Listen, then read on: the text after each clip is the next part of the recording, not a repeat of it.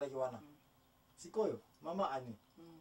babi Samson pesa biso lisapo onge abili sapo onge yangoyo eloko ya nzala eyaki epi na kati eloko ya nzala yango ngai mutu ale eloko ya nzala eyepo elia me eloko elia eloko balia ele yango. Ça c'est 1. 2. Na kati lisapo onge oyo kaka na eloko ya makasi eloko elemba ebimi wana boye bisabiso lisapo onge oyo ezali nini pona bato oyo baza koyeba te kesi nifi lisapo onge oyo eza boye na pesa exa lisapo onge moko na eba za kosala na ba village na biso na ba culture na biso ya babino na kibokolo kuna bato ndo ande kona biso mutu moko loba ye boye tata moko batelemi kaka boye akangi ndaku na ye azwi bangombe akangi bango na kati epi bangombe o mikila na bango ekangamaki na porte ezaka kodiembelaka wana epi ye ayebaki te atelemika na porte abi bino kuna bino bato bayele boyebisa ngai nakangeli nini na kati ya ndaku na ngai boyebisa ngai oyo eza lisapo onge nakangeli biloko na ndaku na ngai na mikila na bango ezaka na libanda batiaka boye nini wana yo mama aindi saponge na ngai yango wana yo pesa ngai réponse nini eza bangombe lo bango kangeli bangombe na kati ya ndaku po mikila ngo eza libanda po eza libanda bo sikoyo lisaponge basalango fo kozala na sagesse soki oza na sagesse oko eshue se na oeshue na ndenge nini na lisaponge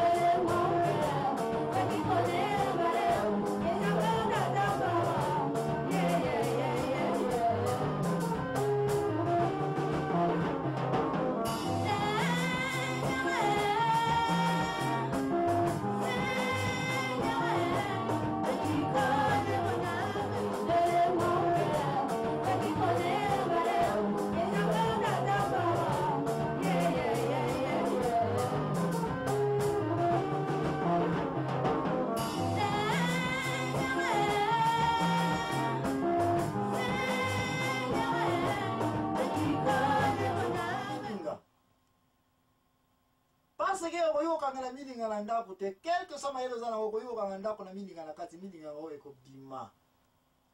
Donc anecdote lisaponge soko za mayele to kobimisa yango te eza révélation pour révélation uta pa na nzambe mais lisaponge eza ko senga mayele ya mutu pe et travailler ngelo bake tata wana kangeli bangombe na kati mimikila ngo zaka na libanda yo peso bi bangombe oeshue yango na oeshue réponse na lisaponge faut que na mayele il faut sa réponse à nini milinga parce que mutu moko kangela milinga na ndako azate milinga eko sonzela eko bimakaka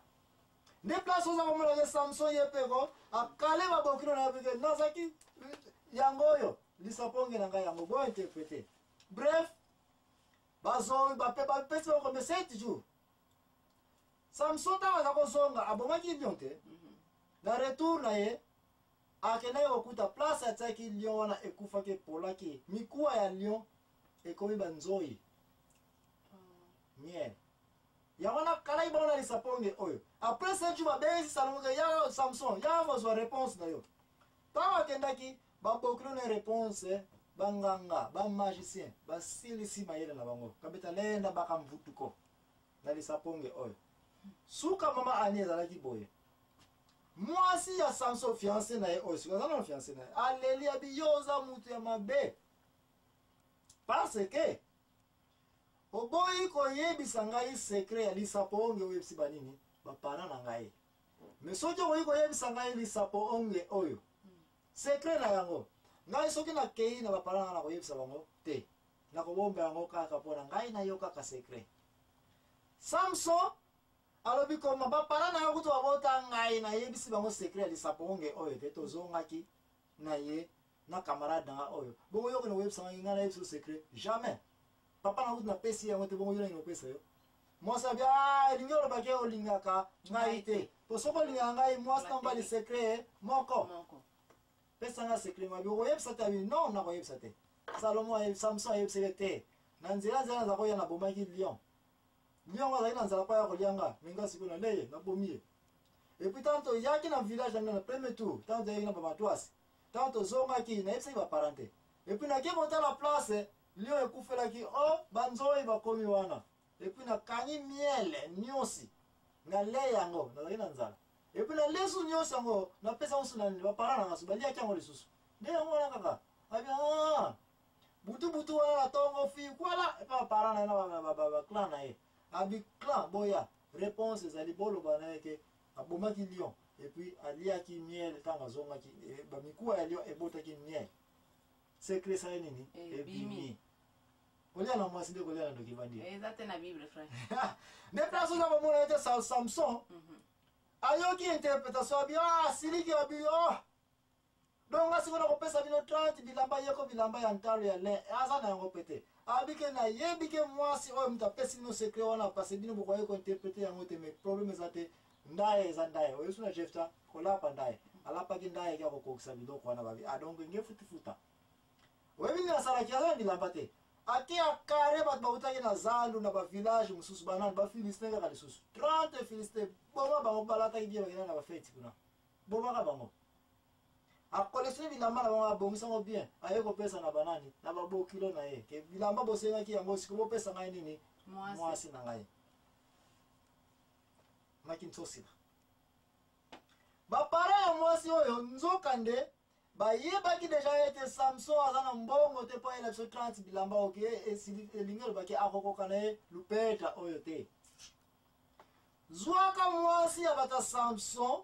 bapesi na nani na matwasi na kamarade na ye moko Samson bayaki ne nini nzela babalisi ye bake kopesi na ndako na mpe ndako bapesi bango ke luvo ndako no papa wana ezaki ndoki te wana yo oyebisanga ye leya na Rachel sekoka esa bandeko makambo eza na bible bino bolingaka koba histoire botanga mpe bible eza nango na bible wana olike laka moi nyonso kisongisongi okoki koyekola bamakambo ebele na bible oyo yo olingaka koseka eza na bible Samson na mokuse epesaki ekanda bia mwasi onga na travaille dire mpo nazwa epuis nakokisi bamakambo nyonso ya matwasi lupeta nyonso tu ekoki epuis boyi kopesa bobalisi kutu na mutu mosusu ake na ndako ya bafilistin nyonso nkini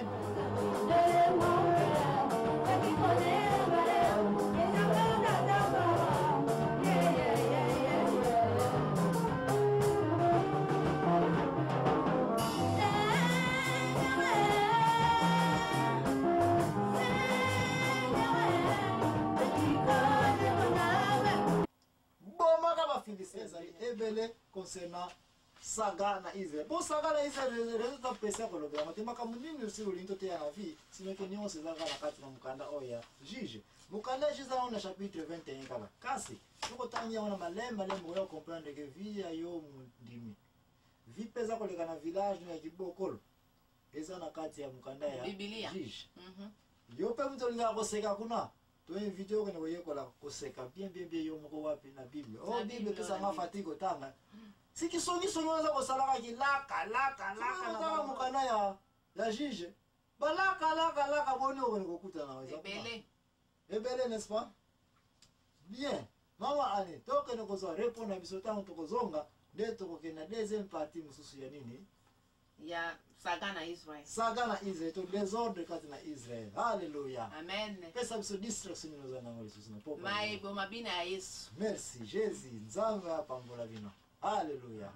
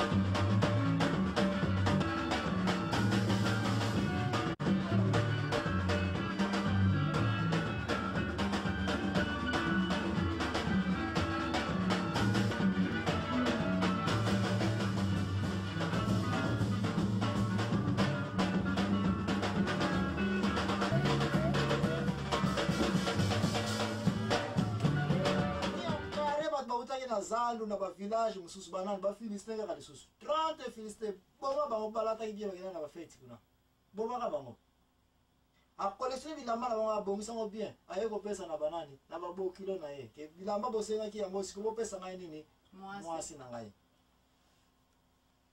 makintosila ba para mwasi oyo nzokande ba yebaki deja ete Samson azana mbongo te pa ela 30 bilamba oke elingelo baki akokoka na lupeta oyo te zwaka mwasi abata Samson ba pese na nani na matuasi na camarade ye moko Samson ba yaki nini nzela babali siye ba yeko pese na ndako na mpenda ba pese ba ngelo vanda ko no papa Mwana izaki ndo kite wana yo yebisanga ye